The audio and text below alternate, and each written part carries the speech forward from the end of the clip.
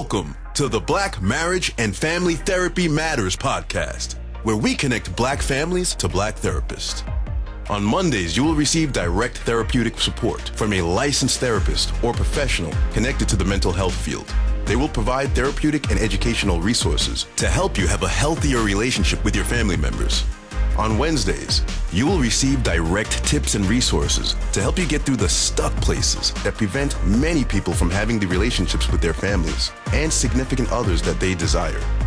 On Fridays, we want you to visit our blog, which can be found at www.blackmftmatters.com, which holds additional resources and action steps that you can begin implementing immediately to improve your relationships.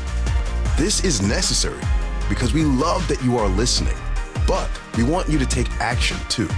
While you are there, please grab our A to Z Relationship Bootcamp and be provided with the skills you need to immediately communicate better within your relationships. Please note that while the therapists on podcasts are therapists, they do not serve as your therapist unless you have signed a confidential agreement with them confirming that relationship. Thank you in advance for listening, and we hope you are inspired.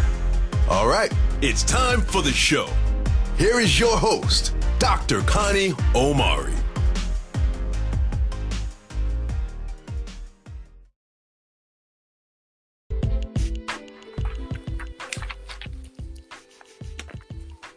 Hey, welcome to the Black Marriage and Family Therapy Matters podcast, where we connect Black families to Black therapists. Today's guest is Mrs. Tashayla Williams. Hi, Tashayla. Hi, how are you, Dr. Omari? I'm good. How are you? Great. Thank you so much for having me. You're very welcome. Let me tell our audience a little bit about you. Tashayla Williams is from Washington, D.C., but currently resides in New York. Tashayla Williams is a nationally certified counselor and a licensed mental health counselor. She has a BA in criminal justice, a BA in sociology, and a master's in mental health counseling. She is currently a PhD candidate for human services. Tashayla has worked with individuals with disabilities, abused and neglected teenagers, individuals with alcohol and substance abuse issues, returning citizens, those who are incarcerated, couples, individuals, and groups. She is the founder of the Offender to Returning Citizen, which is a transition program that utilizes expressive art and music therapy in a minimum to super maximum prison, and the founder of Minority Minds Incorporated, where she has launched Minority Minds Academy as she provides courses for the community and mental health professionals. Additionally, Tashayla is the author of Broke Entrepreneur: How to Start a Business with Little to No Money, Lyrical Reflections of Childhood Trauma, and a CBT workbook, which is 50 lyrical reflections of childhood trauma activities for adults. Wow. Tashayla, that is an awesome introduction and biography. Can you fill in the gaps and tell us a little bit more about how you got started in this? Yes, absolutely. Well, I'll start from the beginning. As soon as I graduated with bachelor's, I knew I wanted to do substance abuse counseling. Mm-hmm. So I immediately got my trainee status, and I thought I was about to get all these wonderful job opportunities. Mm-hmm. However, people wanted individuals with experience. So I would interview, and I even had one interview where they told me, you look really young. Sure, you would be great, but you look too much like them. Wow, are you serious? I was told that, and so that kind of sticks in my mind because that just drove me more. So I ended up taking a job doing case management and group homes while I waited for an opportunity to do substance abuse counseling. Then finally I got my opportunity, and it was in a maximum security prison. I had never been in a prison before, and I remember at least for the first 2 months, my husband was like, "Are you sure you like it? Are you sure you want to go?" But as soon as I stepped in and I saw faces that looked like me, I saw faces that looked like me. Could have been my brother. People prison, and I been in there, I belong there. Where I thought, like, wow, I'm being discriminated against, and oh, this is horrible. I needed to hear that to drive me to be to that point. I'm sorry. No, I just want to say that's awesome insight, because I know a lot of times it's easy to have a stigma, more or less, about the prison population, and it's refreshing to hear that you have a passion and also you're breaking some of that stigma. Good job. Absolutely, yes. I definitely the prison population actually helped me to hone in on my purpose. Doing substance abuse counseling, I found that a lot of the issues with substance abuse counseling was untreated mental health disorders. So entered my master's program while I was there, and I stayed in the prison system for some years throughout my master's program. And as soon as I graduated, it was my final semester, I ended up taking a course just to fill an elective. And it was a professor who, she went around asking people, okay, when you have trauma, when you have pain, what do you do? So myself and another student said, well, we listen to music. And she said, well, sing your favorite song. What song would you listen to? And one of the students said, Beyonce, I Am Here. I said, oh, I love that song. She said, sing it. So we just looked at each other and we were like, okay, we're in class and you want us to sing. So we sung the song. And she was like, how did you feel in that moment? So we began how we were feeling in the moment. He said, so when you're experiencing trauma, when you're experiencing fear, if you were to sing that song, what mindset? Like, she just helped us like process it. And then she was like, welcome to music therapy. Wow. I love that. It blew my mind because that's the type of therapy I wanted to. Absolutely. Yeah, and I was automatically thinking about just us as Black people, African Americans, with the stigma of mental health. What would we gravitate to? And if somebody presented to me in that way, I would be open to coming to therapy. However, if someone said, "Come sit on my couch with tissue," maybe not so much. So from there, I found my purpose. Very good. So let me, I don't want to cut you, but I just want to reiterate what you said. So you're saying that you can actually, a lot of our culture is known for the way that we sing and dance and just the expressive arts. But you're saying that there's a therapeutic value to that. And absolutely. Very good. All right. Absolutely. Very good. I know we've got some people who are going to appreciate hearing that. Awesome. Definitely. So so from there, I as soon as I graduated, literally the week after I graduated, I got my LLC. Good for you. And this is where I knew I wanted to start a business. I started writing a curriculum to implement art and music therapy in the prison system. And so I had never written a grant in my life. I started Googling $1 million grants. I knew I wasn't getting $1 million, but I wanted to know what it looked like, what it sounded like to get $1 million grant. So this was, and for those of you who are unfamiliar with when you are working towards licensure, they don't tell you there's a period where you may have I had to stop working at a point in order to get my clinical hours. So I had to have the conversation with my husband, like, hey, I can't work for a little bit. I have to get these hours, but it's going to be worth it. And so now I'm saying, I'm going to start a business. I know we don't have the money, but it's going to happen. Wow. So I wrote this grant. It was July 2014. Had never written a grant before. And then in August, actually September 1st, September 1st, 2014, I received an email that Wells Fargo giving me a check for $30,000 to start the program. Oh, wow. Congratulations. Thank you. So it was really exciting because, to have a thought and have somebody understand, how it's going to be put into practice just based off of your words. was huge. Yeah, especially because of what you were trying to do. And so one of the things that I hope our audience can take from this is a lot of times, we hear about entrepreneurship and businesses and things like that.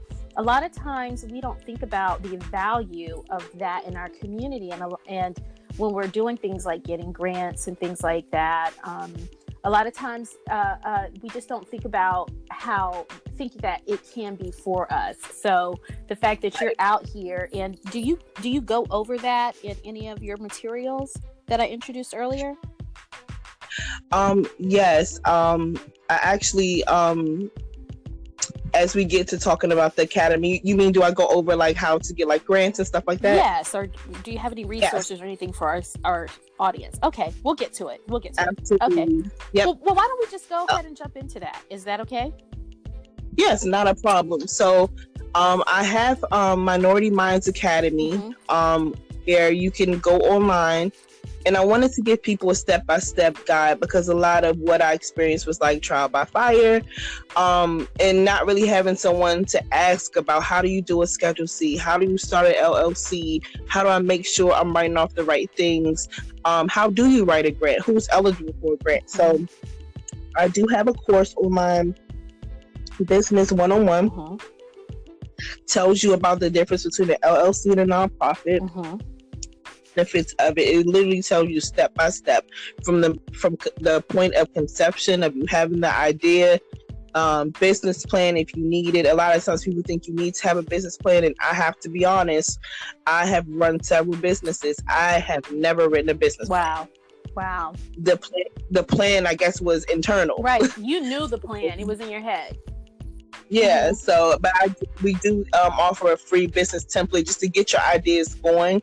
But I tell you step by step how to run a business. That course is $75. And let's say that you decide that you want to write a grant proposal. You don't know how. We also have a grant writing course, which is $199, includes a free consultation with me, but tells you step by step, like I said, from the point of idea conception to and the course, it may seem expensive because I'm a broke entrepreneur, so I'm all about making something worth your while. The course, just think about it in this way: you pay $199 for the course, and the tools that I give you, you can write $1 million proposal. Wow! And possibly get $1 million proposal. So when you think about it in those terms, it's really not a lot. Not. So it's not at all. Literally step by step. Yep.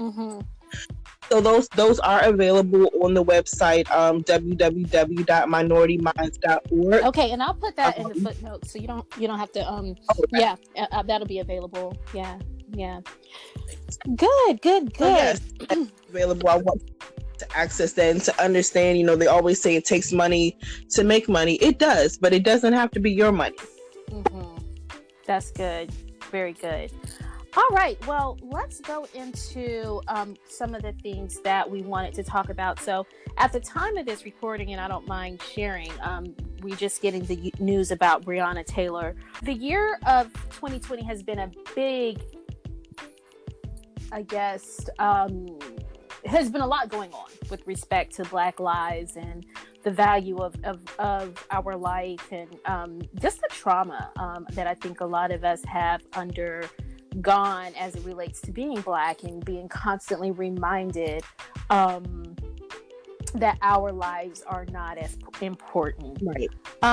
What do you wish Black families knew about that? So I think we take a variety of approaches.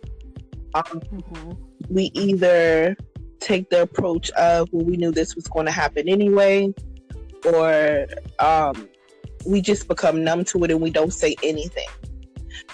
So the course that I created is a free course. It will remain free because I want people to access it and to understand that you have to be strategic about how we support each other, how we heal, and we have to keep discussing and keep talking. We can't not say anything, because not saying anything is saying a lot. Absolutely. I want us to get together with our family And even though we all may be feeling the same way, and we know we're feeling the same way, not saying anything, having to sit down and say, you know what, I know I probably had a discussion with you about, sitting in the car and putting your hands on the steering wheel when you get pulled over. But this is a thing where this young lady was sleeping. How do you prepare for that? Yes. So I think that what we have to do is pivot and make a shift and just increase in feelings of self-worth, increase in feelings of love, to say that we do not know what our life holds, just in general as human beings, but to live our lives to the fullest, to love those who, are closest to us, and understand that, those people are going to be held accountable, whether you have a spiritual connection or not. For me and my family, I have to put it in God's hands, because that's the only way that makes sense to me. For other people, it may be a little bit more difficult, but to find understanding in the fact that none of this is our fault. We have to discuss it. There's no way to prepare for this. The fact that we have to prepare for, stops or even interactions with police is horrible. But there's no way to prepare for being asleep in your bed and being attacked. Absolutely. Where do you see Black families struggling when, they know that, like you said at the beginning with the prison system, like this could be your husband, or this could be your son or your daughter now, as Brianna has shown us. Like, where are we struggling as a people? I think we struggle with just staying connected. I've worked in the prison with both men and women.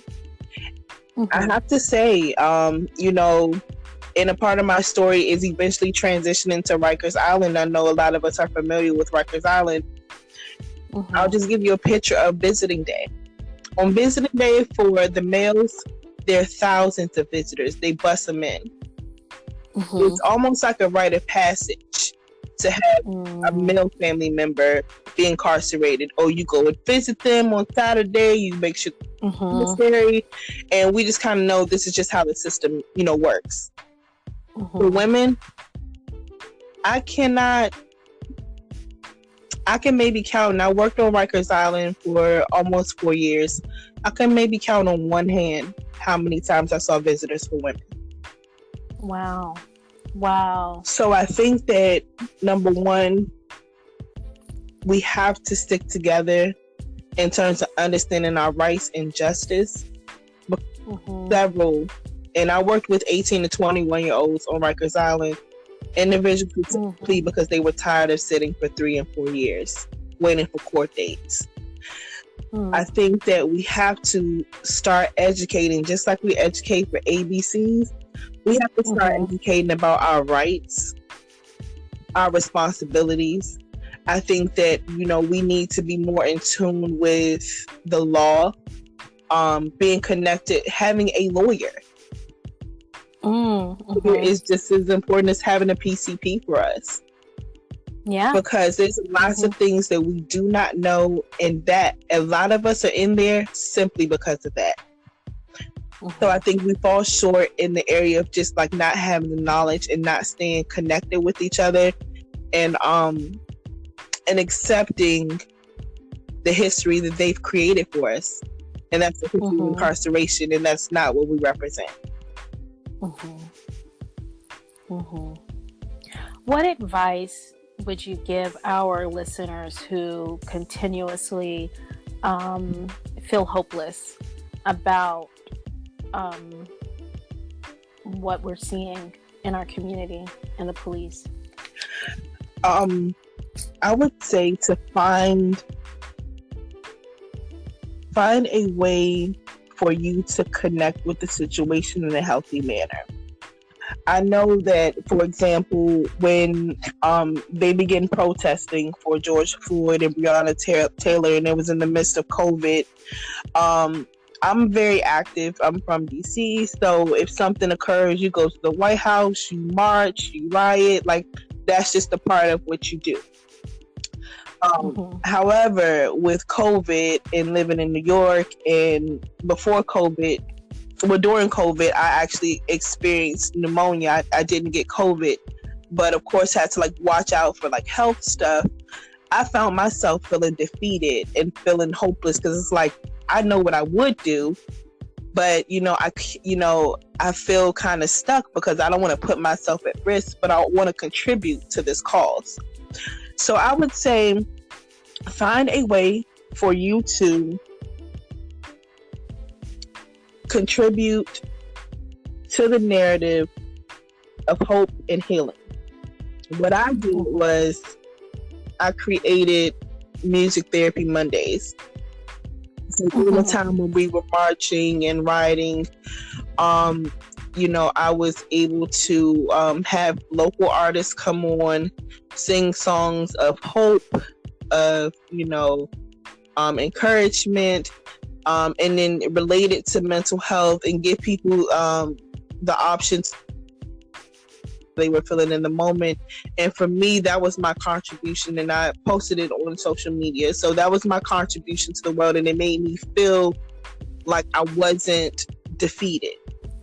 So for the person who feels hopeless, I would say find what that thing is for you to contribute to the situation, because there's always something, whether small, whether it's and in my mind I was like, well, I'm just going to stand on my sidewalk and hold a sign, and then maybe that would, but for me that wasn't enough. But I eventually I did get a chance to drive home, and I saw there was no one on the street, so I was able to kind of be a part of it.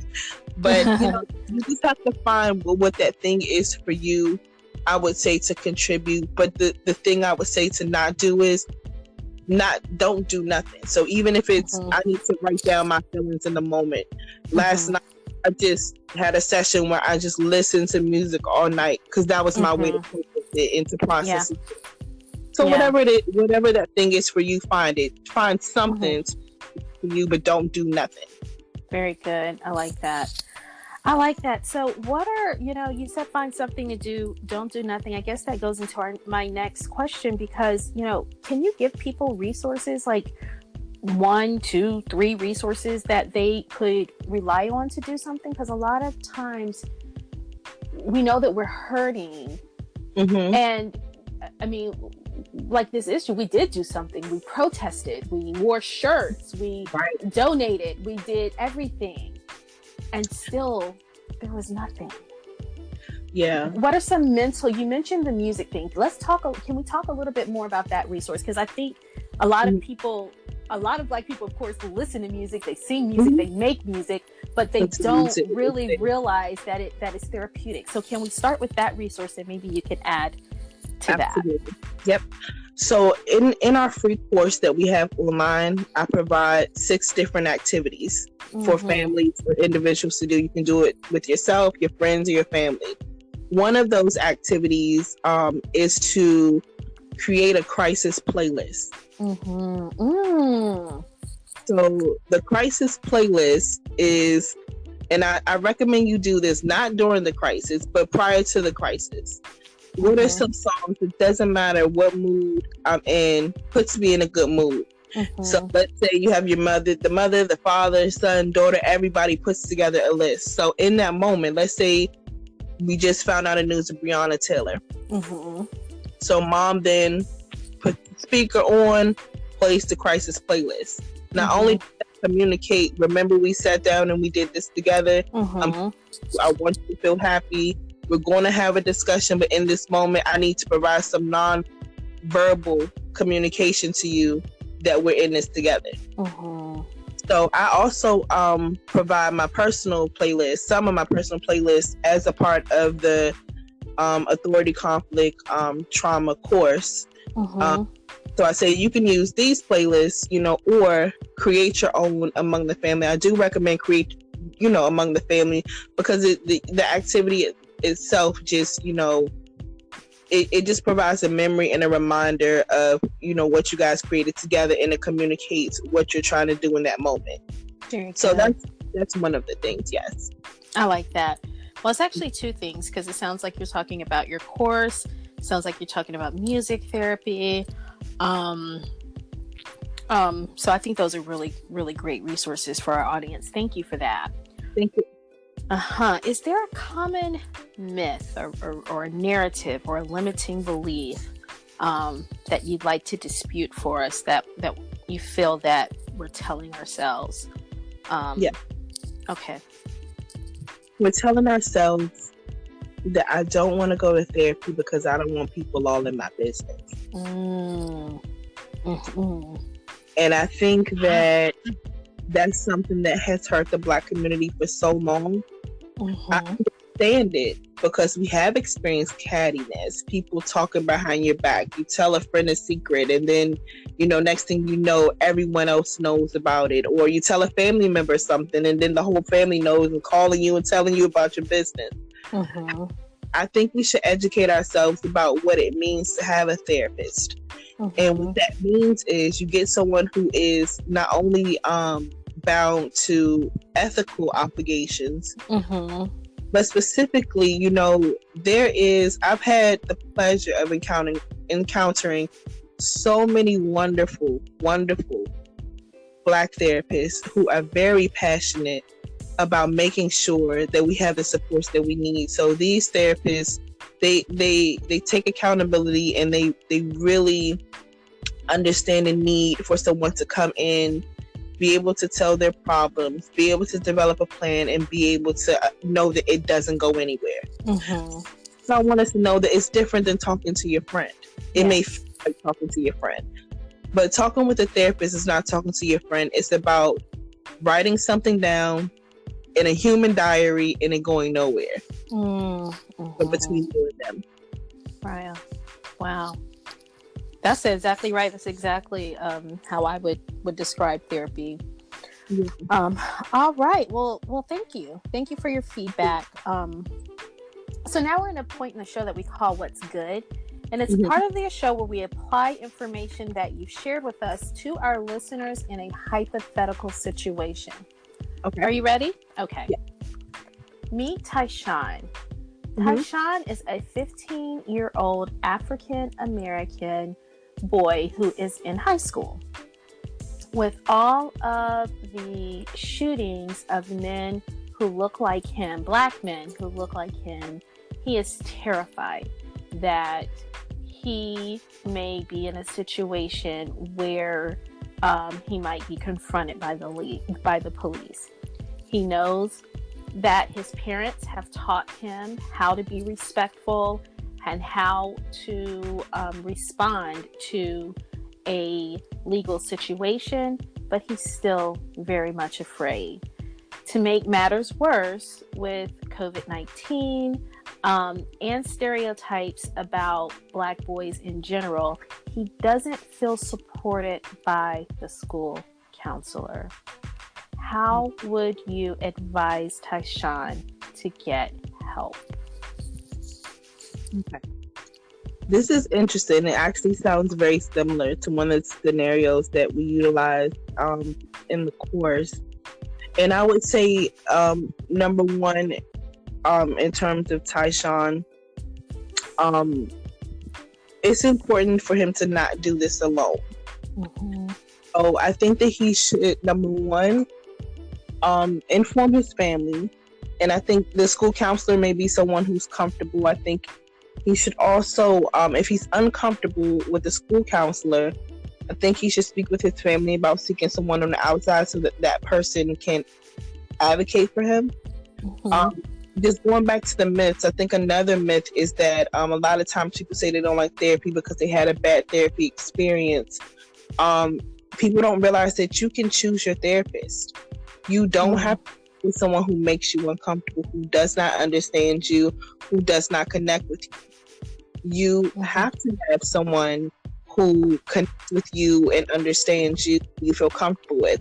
If he's feeling uncomfortable with the school counselor, and school counselors are kind of fixed, so it's not like you can change them, I would suggest that maybe he seek therapy outside of that, so that he's able to process, and it may be as simple as, there being a misunderstanding, but in this moment, I think that, he should process that with someone on the outside, and then maybe then gravitate to understanding or exploring with his family, with the assistance of his new therapist, about how to utilize the school therapist as an additional support.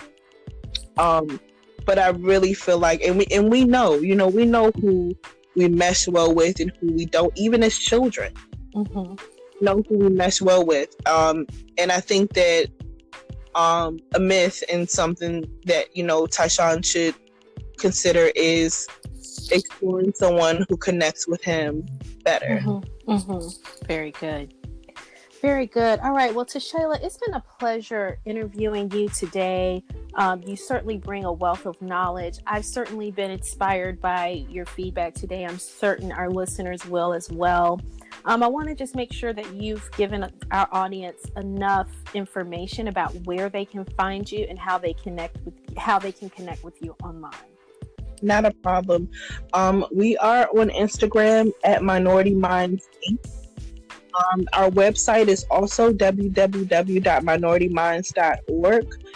My phone number is on there. My email is on there. You can contact me directly. I usually respond fairly quickly. So definitely get in contact if you have any questions. We feel like it's something we need to add. We definitely want to have things that are contributing to the community ongoing. Very good. All right, Tashayla, thank you very much. It's been a pleasure meeting with you today. All right. You have an amazing day. You too. Thank you so much. You're welcome. Thank you for listening to this episode of the Black Marriage and Family Therapy Matters podcast, where we connect Black families to Black therapists. Since you've listened all the way through, come on in and join the family. If you haven't done so yet, please join our free community where we offer weekly trainings and monthly giveaways. We can be found on Facebook under the Black Marriage and Families Matter Facebook group. And since you're serious about joining our family, we also invite you to join our All In campaign, which signifies your commitment to go all in, not only for yourself, but in helping us reach more people by downloading this podcast wherever you are listening to it, leaving us a review, and subscribing to our YouTube channel. This really helps us reach more people and change more lives. After all, Dr. Martin Luther King once said, we can all get more done together than we can apart. With that said, I want to encourage you to share this episode with just 3 other people who you think might also benefit from our community and what we are offering, with the hopes that all of you can join our All In campaign. When you're done, simply click the link All In campaign in the bio and receive a free copy of my course entitled Goodbye Toxicity, which is valued at $297. This course will help you to work through some of the difficult experiences that arise in most of our relationships, and it's completely free to you with your commitment to join our All In campaign. We look forward to connecting with you every Monday and Wednesday. Thanks for listening.